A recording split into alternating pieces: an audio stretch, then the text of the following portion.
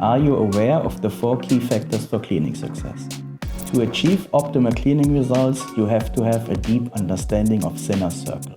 Sinner's circles describes the 4 factors of cleaning: chemistry, temperature, time, and mechanics.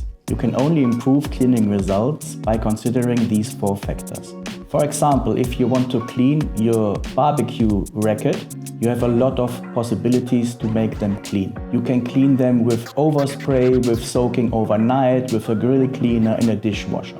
How do different cleaning methods influence the Sinner circle?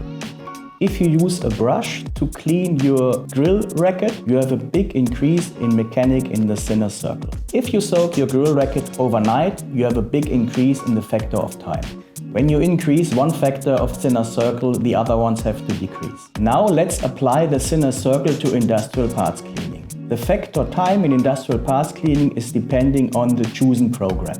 The chemistry factor depends on the chosen cleaning liquid. The mechanics factors are, for example, ultrasonic, movement of the parts, spraying, flooding. The factor for temperature is depending on the chosen liquid.